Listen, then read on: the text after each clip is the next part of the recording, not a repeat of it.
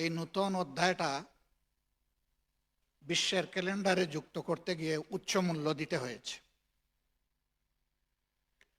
এই আন্দোলনে যারা জীবন দিয়েছেন তার মধ্যে একজন সম্মানিত চিকিৎসকও আছে। সম্ভবত কোনো শ্রেণী পেশা খুঁজে পাওয়া যাবে না যে আন্দোলনে যাদের ত্যাগ ছিল না। হয় তিনি শহীদ হয়েছেন, তাকে হত্যা করা হয়েছে, অথবা তিনি আহত পঙ্গু হয়েছেন, অথবা তিনি অন্যভাবে নির্যাতিত হয়েছেন, কিংবা তিনি আহত পঙ্গু হতাহতদের সেবায় নিয়োজিত ছিলেন। যে কিছুই পারে নাই, সে আন্দোলনের রাস্তায় যারা নেমে এসেছিলেন তাদের জন্য হাতে এক বোতল পানি নিয়ে এসেছিল, যেই পানিটা আপনি পান করেন। এইভাবে আমি আপনাদের সাথে সম্পৃক্ত হতে চাই। আজকে এইখানে তিনটা বিষয়কে সামনে আনা হয়েছে প্রতিপাদ্য হিসাবে আজকের এই দিনের: জাস্টিস, মেরিট, ইউনিটি। ওই দিনগুলোর রাস্তায় যারা জীবন হাতের তালুতে রেখে লড়াই করছিল, তাদের স্লোগান ছিল উই ওয়ান্ট জাস্টিস। বৈষম্যের বিরুদ্ধে ছিল তাদের দৃঢ় অবস্থান। তারা স্লোগান দিয়েছিল মেধা না কোঠা। তারা বলেছিল কোঠা নয়, মেধা, মেধা। এর মধ্য দিয়ে তারা চেয়েছিল জাতির মধ্যে যে বিভেদ, বিভাজন, বৈষম্য এবং বঞ্চনা আছে, তাকে দূর করে একটা ইউনিফাইড নেশন বিল্ড আপ করার জন্য, ঐক্যবদ্ধ একটি জাতি গঠন করার জন্য। জাতিসংঘের ফ্যাক্টস ফাইন্ডিং কমিটি অনুযায়ী, হিউম্যান রাইটস বিভাগের তাদের অবজারভেশন অনুযায়ী 1400+ মানুষ শুধু জুলাই আগস্টে জীবন দিয়েছে। এছাড়াও 2006 সালের 28 অক্টোবর থেকে ফ্যাসিস্ট আওয়ামী লীগ হত্যাকাণ্ডের যে তাণ্ডব শুরু করেছিল, তাতে আরো বিপুল সংখ্যক মানুষ দুনিয়া থেকে বিদায় নিয়েছেন। কেউ কেউ গুম হয়ে লাশ হয়ে ফিরেছেন এবং কেউ কেউ গুম হওয়ার পরে আজ পর্যন্ত তাদের কোনো হদিস নাই। আর তাদের হাতে বিপুল সংখ্যক মানুষ পঙ্গু হয়েছে।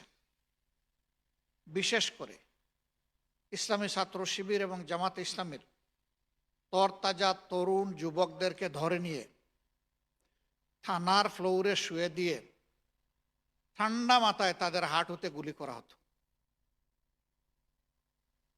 চিরজীবনের জন্য পঙ্গু করে দেওয়ার জন্য। এরকম তাদেরকে যখন হাসপাতালে নেওয়া হতো, তখন তাদেরকে চিকিৎসা দিতে দেওয়া হতো না।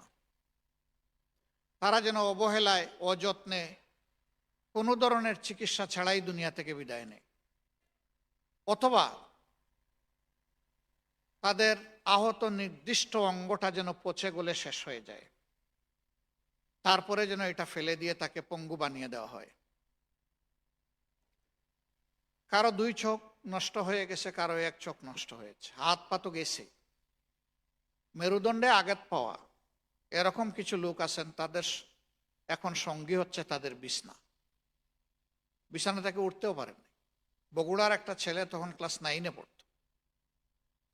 আমি ওদের বাসায় ওকে ওই সময়ই দেখতে গিয়েছিলাম, 13 সালের পরে। খুবই খারাপ লাগলো। ছেলেটা শুধু হাড্ডি আর চামড়া, আর কিছুই নেই। সে বিছানা থেকে উঠতে পারে না। এখন তার প্রতিদিনের জন্য একজন সঙ্গী দরকার সাহায্য করার জন্য। বাবা একটা ছোট চাকরি করতেন, অতি ছোট। শেষ পর্যন্ত বাবাকে বললাম যে আপনার চাকরির মায়াটা ছেড়ে দেন, আপনার সন্তানকে আপনি সময় দেন।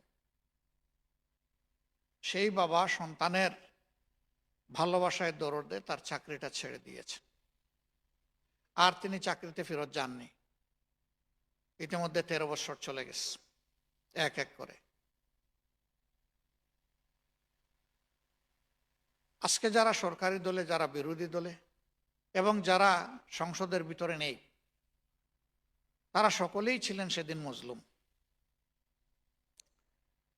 এখানে শুধু সাধারণ বা আধুনিক শিক্ষিত মানুষরাই লড়াই করেননি, এ লড়াইটা করেছেন মিলেমিশে গোটা জাতি। জীবনের ঝুঁকি নিয়ে তাদের পাশে এসে দাঁড়িয়েছিল আলিম উলামা এবং মাদ্রাসার শিক্ষার্থীরা। কওমি আলিয়া একাকার, এখানেও কোনো বিভেদ ছিল না। শ্রমিকরা গড় থেকে বের হয়ে এসেছেন এবং এখানে উল্লেখ করতেই হয় কৃতজ্ঞতার সাথে। মানুষ যদি 1400 মারা যায় তাহলে ধরে নেন যে এর মধ্যে কমপক্ষে 6 থেকে 700 মানুষ হচ্ছে নিরেট শ্রমিক। শ্রমিকদের ত্যাগটা এখানে বেশি। কোটার জন্য আন্দোলন করেছে আমাদের স্কুল কলেজ ইউনিভার্সিটির ছেলেমেয়েরা, ওদের তো কোনো কোটা নাই। সাধারণ একটা বাইং হাউস অথবা একটা গার্মেন্টস ফ্যাক্টরি কিংবা নিরেট রাস্তা একজন পরিচ্ছন্নতা কর্মী, একজন মুদির দোকানের কর্মচারী অথবা একটা চেইন শপের কর্মচারী, তার তো কোটার সাথে কোনো সম্পর্ক নেই। হ্যাঁ, তার সম্পর্ক থাকতে পারে ভবিষ্যতে আল্লাহ যদি তাকে কোনো সন্তান সন্ততি দান করেন ওদের জন্য। হাসপাতালে আহত এই সমস্ত লোকদেরকে যখন দেখতে গিয়েছি, জিজ্ঞেস করেছি কি করেন, বলছে যে আমি একটা ভ্যানের উপরে ক্ষুদ্র একটা দোকান চালাতাম। আপনি গেলেন কেন? আপনি তো আর কোঠা নাই আপনার, আপনি গেলেন কেন এই আন্দোলন? ওই জন্য আমি কোঠার জন্য যাই নাই, আমি জাতির জীবন পাওয়ার জন্য গিয়েছি। তো এখন তো আপনার এক পা উড়ে গেছে, নাই তো, আপনি কি ফিল করছেন যে আপনার যে একটা পা নাই, কেটে ফেলা হয়েছে? বলে যে হ্যাঁ, খুব বুঝতে পারছি। এখন আপনার অনুভূতি কি? বলে যে খুব ভালো লাগতেছে। পা হারিয়েও আপনার ভালো লাগে? বলছে হ্যাঁ ভালো লাগে। কেন? বলছে জাতির জন্য পাটা দিতে পেরেছি। আপনি সুস্থ ছিলেন, 2 পা আপনার কাজ করেছে, আপনি গিয়েছেন রাস্তায়, করেছেন লড়াই, দিয়েছেন পা। আগামীতে তো 1 পা দিয়ে আর কিছুই করতে পারবে না, কয় হামাগুড়ি দিয়ে হলেও করব যদি আবার প্রয়োজন হয়। এই মানুষগুলা কি চেয়েছিল? এই মানুষগুলা এখানে লেখা প্রথম 2টা জিনিস চেয়েছিল। এখন যিনি প্রধানমন্ত্রী, তিনি দেশে আসার আগে এবং পরে বহুবার বলেছেন যে আমরা একটা মেধাতান্ত্রিক সমাজ, মেরিটোক্রেটিক সোসাইটি বিল্ড আপ করতে চাই। কোথায় সেই ওয়াদার বাস্তবায়ন? কোথায়? কোথাও তো দেখতে পাচ্ছি না। বরঞ্চ সৎ, মেধাবী, কমিটেড, দেশপ্রেমিক যারা নিরেটভাবে জাতিকে সার্ভিস দেবে তাদেরকে সেই স্বৈরাচারী আমলের মতোই বিভিন্ন জায়গায় তাদেরকে নাজেহাল করা হচ্ছে। এখানে সেখানে পোস্টিং দেওয়া হচ্ছে। কেন এই প্রতিশোধ নিচ্ছেন? এই প্রতিশোধ কার বিরুদ্ধে? এই প্রতিশোধ এই ব্যক্তিগুলার বিরুদ্ধে নয়। উপযুক্ত জায়গায় তারা যখন সার্ভিস দিতে পারবে না, রাষ্ট্র, দেশ তাদের সার্ভিস থেকে বঞ্চিত হবে। আপনাদের প্রতিশোধ হবে জাতির বিরুদ্ধে। আমরা সংসদে দৃষ্টি আকর্ষণ করেছি, ব্যক্তিগতভাবে দৃষ্টি আকর্ষণ করেছি, কোনো পরিবর্তন তেমন দেখতে পাচ্ছি না। নার্সিসাস নামে একজন মানসিক রোগী ছিল। সে সবসময় পুকুরে, বিলে, খালে, ডুবায় ওখানে যাওয়ার জন্য চেষ্টা করত। তো তাকে যারা দেখে রাখতেন তারা ওখানে যেতে দিতেন না। একদিন তাকে জিজ্ঞেস করা হলো যে তুমি ওখানে পাগল হয়ে যাও কেন? যে আমাকে তো তোমরা পানির মধ্যে ডুবাইয়া রাখছো, ওখানে গেলে আমি শুকনা দেখতে পাই। মানসিক বিকৃতি যখন ঘটে তখন পানিতে ডুবে মরাকেই শুকনা হিসাবে দেখে। আজকে সমাজ দেখে আফসোস হয়, কোনো শিক্ষাই বোধহয় আমাদের হলো না। এই যে 15.5 বছর এখন যারা সরকারে আছেন, বিরোধী দলে আছে, সবাই তো মুসলিম ছিলাম। তাহলে মুসলিমরা এখন আবার জালিম হতে যাচ্ছে কেন?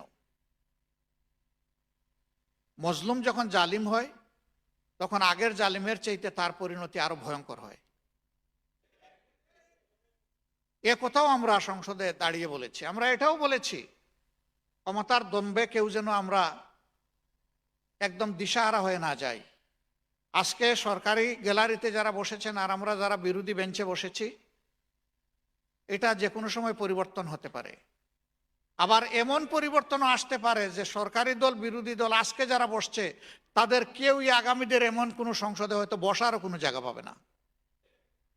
এবং উদাহরণ দিয়ে বলেছি যে এই কেবল যারা বিদায় নিল তাদের সরকারি দলও আজকে নাই, বিরোধী দলও আজকে এখানে নাই।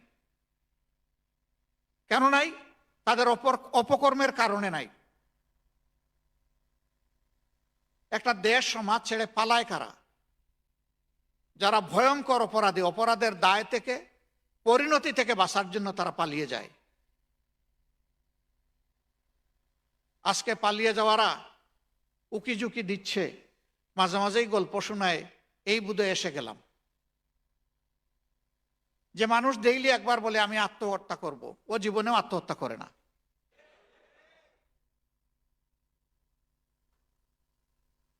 আর যে বীর যুদ্ধের ময়দানে লড়ে যায় সে বলে না যে আমি একজন বীর যোদ্ধা, বরঞ্চ জাতি বলে যে সে একজন বীর যোদ্ধা। এত সাহস তাহলে গেলেন কেন? ওনার বাপ কানা এমন যে আমি মক্কা যেতে চেয়েছিলাম, আমারে মস্কোতে নিয়ে গেছে। এখন উনি বলেন কই, আমি তো গোপালগঞ্জ যেতে চেয়েছিলাম, আমাকে এখানে কোথায় নিয়ে আসছে? অথচ এখন সবকিছু বের হয়ে আসছে। 3 দিন আগ থেকে পেরেশান হয়ে সেভারাল ফোন গিয়েছে পাশের দেশে, তাদের কাছে সাহায্য আশ্রয় চাওয়া হয়েছে। 3 তারিখ থেকে এটা শুরু হয়েছে, 3, 4, 5 3 দিন। সেটাকে গোপালগঞ্জ যাওয়ার জন্য ভারতে ফোন দিয়েছিলেন নাকি? এই কপটতা, জাতির সাথে এই তামাশা, এটা জাতি আর দেখতেও চায় না, শুনতেও চায় না। পাশের দেশ দাবি করে তারা আমাদের সবচেয়ে বড় বন্ধু। তো সবচেয়ে বড় বন্ধু হয়ে বাংলাদেশের সবচেয়ে বড় কিলারকে আপনারা বুকে জায়গা দিচ্ছেন কেন? সুযোগ জায়গা দেন নাই। আপনারা সমস্ত কূটনৈতিক শিষ্টাচার এবং 2 রাষ্ট্রের পারস্পরিক সম্পর্ককে বুড়ি আঙ্গুল দেখিয়ে তাকে ইন্টারন্যাশনাল জার্নাল কোয়ালিশনের সামনে আপনারা হাজির করে তাকে বক্তব্য রাখার সুযোগ দিয়েছেন। আমরা তার নিন্দা জানাই। কাজ করবেন শত্রুর গালবরা, বলবেন আমি বন্ধু। বাংলাদেশের মানুষ এত বোকা না। অপার থেকে মাঝে মাঝেই হুমকি দমকি দেওয়া হয়, আমরা কাউকে হুমকি দিতে চাই না। যে রাখাল ছেলে রাতের বেলা তার গরুগুলো আনতে গিয়ে বা পশুগুলো আনতে গিয়ে খোলা মাঠে একা পড়ে যায়, তখন দেখবেন যে খুব উচ্চ স্বরে সে গান গায়। এটা গান শোনানোর জন্য নয়, বয় তাড়ানোর জন্য।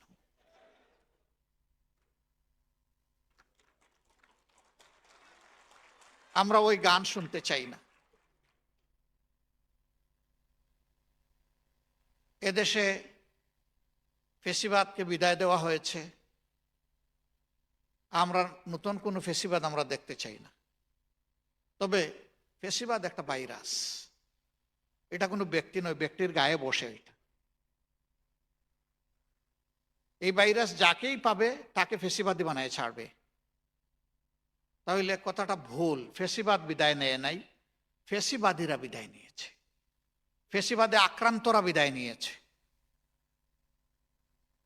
ওই ফেসিবাদী সরকার যে সমস্ত কাজ অপকর্ম করার কারণে আমরা তাদেরকে ফেসিবাদী বলছি, আজকেও যদি কেউ একই কাজ করেন নিঃসন্দেহে তারাও ফেসিবাদী। যেই কাজটা অন্যের ছেলে করলে আমি বলবো সন্ত্রাসী, একই কাজ আমার ছেলে বললে তাকেও বলতে হবে সেও সন্ত্রাসী। চিকিৎসক বন্ধুগণ, বিশেষ করে এনডিএফ এর ভাই এবং বোনেরা, জুলাই আফসার্জে আলহামদুলিল্লাহ আপনারা ঐতিহাসিক মানবিক ভূমিকা পালন করেছেন। যারা আহত হয়ে গিয়েছে, আপনারা চাকরির এবং জীবনের ঝুঁকি নিয়ে তাদেরকে সে সময় চিকিৎসা দিয়েছেন। আপনারা চিকিৎসা না দিলে যারা বেঁচে উঠেছে ওরাও হয়তো আমাদেরকে ছেড়ে চলে যেত। এই জন্য আমি জাতির পক্ষ থেকে আপনাদেরকে মোবারকবাদ জানাই, ধন্যবাদ জানাই, কৃতজ্ঞতা জানাই এই গুরুদায়িত্ব পালন করার জন্য। মহিউদ্দিন ভাই কিছু বিষয়ে দৃষ্টি আকর্ষণ করে গিয়েছেন, আমিও তাই করি সবসময়। আসলে রিজেক তো নির্ধারিত, রুজিও নির্ধারিত, কিন্তু এটা হালাল না এটা হারাম, এটা হলো প্রশ্ন। আপনার ওই নির্ধারিত অংশটা যা আছে তা বাড়বে। অনেকে বলে তাইলে বরকতের দোয়া করি কেন? বরকতের দোয়া করি না ভলিউম বাড়ানোর জন্য, বরকতের দোয়া করি আল্লাহ যা দিয়েছেন এটা যেন আমার জন্য দুনিয়া আখিরাতে কল্যাণকর হয়, এটার নাম বরকত। বরকত মানে বৈধ অবৈধ পন্থায় সম্পদকে কুক্ষিভূত অথবা পুঞ্জীভূত করার নাম নয়। 2 নম্বর হলো, আপনি আয়টা বৈধ পথেও করতে পারেন, অবৈধ পথেও করতে পারেন। বৈধ পথে করলে আপনি আল্লাহর একজন সন্তুষ্টভাজন গোলাম বা বান্দি হিসাবে থাকবেন, কিন্তু যদি অবৈধ পথে করেন তাহলে আমি আল্লাহ তাআলার প্রতি নাফরমান হব, অকৃতজ্ঞ হব। দুইটার পরিণামে এক নয়, ভিন্ন, সম্পূর্ণ ভিন্ন। কিন্তু জিনিস ওইটুকুই, এর বেশি না। ওটা বাড়বেও না কমবেও না, যা আছে তাই। একটাতে বারাকা আছে আর একটাতে নাই, একটাতে শান্তি আছে, সম্মান আছে, আর একটাতে নাই। একটাতে শৃঙ্খলা আছে, উন্নতি আছে, সমাজে অবদান আছে, আর একটাতে নাই।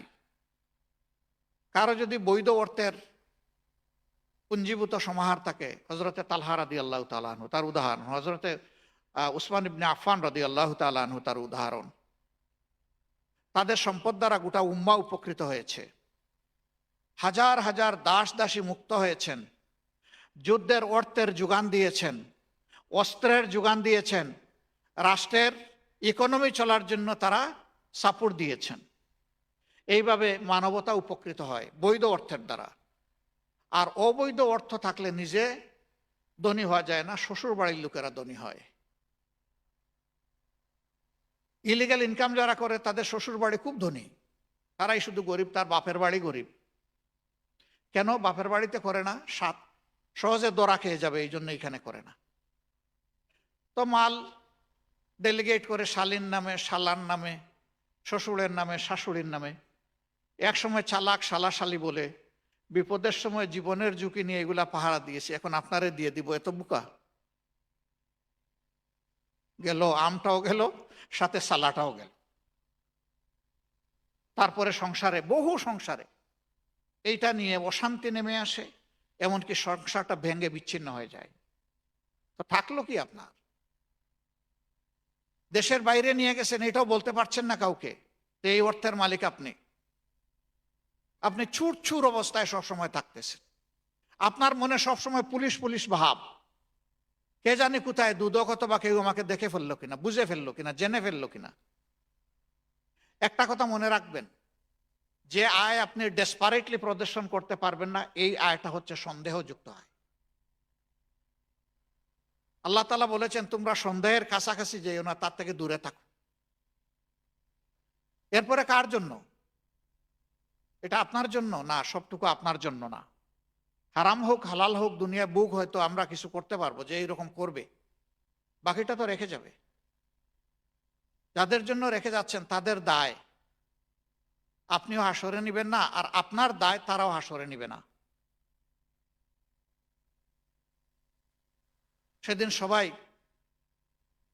দৌড়াবে নিজের আমলনামা দেখার জন্য, কেউ আপনার পাশে এসে দাঁড়াবে না, মাও না, বাবাও না। যে মা সবচেয়ে বেশি ইমোশনাল তার সন্তানের ব্যাপারে, দুনিয়ায় জীবনও দিয়া দেয় সন্তানের জীবন বাঁচানোর জন্য, সেই মা সেদিন এসে আপনার পাশে দাঁড়াবে না, আর কেউ তো দাঁড়ানোর প্রশ্নই ওঠে। মার চাইতে বড় আপনজন দুনিয়ার কেউ নাই। সেই মা তার সম্পর্ক অস্বীকার, দুষ্ট সন্তানের সম্পর্ক, বলবে না এটা আমার সন্তান হতে পারে না। সম্মানিত ভাইয়েরা, আদ্দিন হসপিটাল কিছুদিন আগে একটা অন্যায্য ক্ষতির মুখে পড়েছিল, তাই না? 6 জন নবজাতকের মৃত্যুর পর হাসপাতালের লাইসেন্স বাতিল করা হলো। এই লাইসেন্স বাতিল করার বিপক্ষে সারা জাতি এসে আদ্দিনের পাশে দাঁড়ায় গেল, মহিউদ্দিন সাহেবের পাশে দাঁড়ায় গেল। সারা জাতি দাঁড়ায় নাই? যারা কোনোদিন ওনার পাশে এসে দাঁড়াবে, এই ধরনের একটা হাসপাতালের পাশে এসে দাঁড়াবে, আমরা কল্পনাও করি নাই। ব্র্যান্ডিং করা হলো, এই হাসপাতালের মালিক জামাতে ইসলামীর, অতএব এটা জামাতে ইসলামীর হাসপাতাল, অতএব শাস্তি দিতে হবে। কেন? সব কিছুকে রাজনীতিকরণ করতে হবে কেন? এটা মানব সভার একটা উজ্জ্বল জায়গা, যেখানে মানুষ এসে শান্তি পায়। এই হাসপাতাল বন্ধ করার পরে মানুষের আহাজারি আমরা সবাই শুনেছি, সংসদে আমরা কথা বলেছি, অনেকেই কথা বলেছেন। এর বিপক্ষে একবারই শুধু ঝাঁঝালো একটা বক্তব্য শুনেছিলাম, এরপরে আর এটা দেওয়ারও কেউ সুযোগ পায় নাই বা সাহস করে নাই, যেটাই বলে। সম্মানিত ভাইয়েরা, এইভাবে সবগুলা সেক্টরকে এখন পলিটিসাইজ এবং পলিটিক্যাল লেন্স থেকে দেখা হয়, এটা বন্ধ করতে হবে। এটা না বন্ধ করে গালিগালা সব শেষ করার পরে আমি সংসদে বারবার বলি, শেষে এসে বলে যে আসেন আমরা ঐক্যবদ্ধ হয়ে জাতি গঠন করি। এই ভণ্ডামি বাদ দিতে হবে। জাতিকে ঐক্যবদ্ধ করতে হলে জাতির প্রত্যেকটা নাগরিককে সম্মান করতে হবে, তার ন্যায্য পাওনা তাকে দিতে হবে, জাস্টিস অবশ্যই এস্টাবলিশ করতে হবে, ডিসপ্যারিটি অবশ্যই দূর করতে হবে। আর যারা সত্যিকার অর্থে দেশপ্রেমিক, সৎ এবং মেরিটোরিয়াস, তাদেরকে সমাজের ভালো ভালো জায়গায় দিতে হবে। তা না দিয়ে যদি অন্যদেরকে দেওয়া হয়, তাহলে মনে রাখবেন যে যারা এই কাজ করছে তারা একটা অসৎ উদ্দেশ্যে করছে। তারা তাদের হাতে পাওয়ারকে অ্যাবসলিউট বানাতে চায়। কোনো প্রতিবাদী কণ্ঠ অথবা সৎ মানুষকে কোনো জায়গায় জায়গা দিতে চায় না। অ্যাবসলিউট পাওয়ার মেক অ্যাবসলিউট করাপশন। এই বড় মাত্রার করাপশন করার জন্য যদি এই কোম্পানি খোলা হয়ে থাকে, উদ্যোগ নেওয়া হয় থাকে, তাহলে আমরা তাদেরকে দুঃসংবাদ দিচ্ছি, আমরা বসে বসে চুপ করে আঙ্গুল চুষব না। ইনশাআল্লাহ তাআলা আজিম আমাদের প্রতিবাদ সংসদে এবং সংসদের বাইরে শুরু হয়েছে। জাতির সাথে বৈষম্য যত বেশি করা হবে, লুটপাট যতটুকু করা হবে, অন্যায় অপরাধ করা হবে, আমাদের এই আন্দোলন তত বেশি সামনের দিকে আরও মোমেন্টাম নিয়ে এগিয়ে যাবে ইনশাআল্লাহ, এবং শেষ পর্যন্ত সত্যের বিজয় হবে আল্লাহ চাইলে। চিকিৎসক বন্ধুগণ, 8 দিন দিয়ে আমি যে উদাহরণটা আপনাদেরকে দিয়েছি, এর অর্থ হচ্ছে আপনি মানবিক হন, আপনি মানুষের জন্য হন, তাহলে আল্লাহ তাআলা আপনার শান্তি এবং সম্মান, দুইটা মহামূল্যবান জিনিস আপনাকে দান করবেন।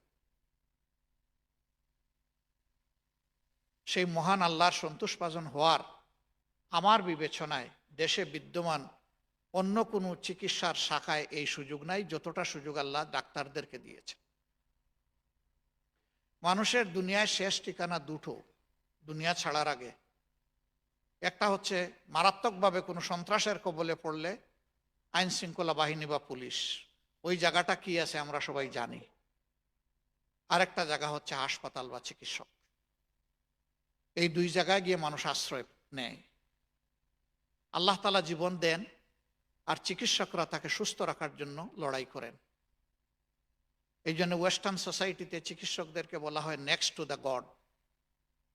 আল্লাহ জীবন দিয়েছেন, আর আমার প্রিয় চিকিৎসক আমার জীবনটাকে সুস্থ রাখার জন্য আমার সাথে থাকে। সেই সমাজে একজন চিকিৎসক তো অনেক উঁচু ব্যাপার। একজন সাধারণ নার্স কিংবা টেকনোক্রেট, তাকে দারুণ সম্মানে ভূষিত করা হয়। আসুন আমরা আমাদের মাধ্যমে সেই উদাহরণটা সেট করি, ওই হারানো গৌরবটা ফিরিয়ে আনি এবং সমাজকে আমরা সুস্থ সবল করে তুলি। আমি আজকে আপনাদের এই 3 থিমের সাথে আমি সম্পূর্ণ একমত, একাত্মতা ঘোষণা করলাম। আল্লাহ তাআলা আমাদেরকে যদি সুযোগ দেন কখনো, ইনশাআল্লাহ এই তিনটা নিয়েই আমরা কাজ করব। জাস্টিস যখন সমাজে থাকবে, মেরিটকে যখন মূল্যায়ন করা হবে, জাতীয় ইউনিটি তখন অটোমেটিক্যালি বিল্ড আপ হওয়ার সুযোগ তৈরি হয়ে যাবে। আর প্রথম দুইটাকে উপেক্ষা করে কখনো ইউনিটি হবে না। জুলাই ব্যাপী আপনাদের এই আয়োজনের জন্য আমার তরফ থেকে আমি আপনাদেরকে ধন্যবাদ জানিয়ে, বিভিন্ন প্রতিযোগিতায় যারা সোনামণিরা অংশগ্রহণ করেছে, জানি না বড়রাও অংশগ্রহণ করেছেন কিনা, যারাই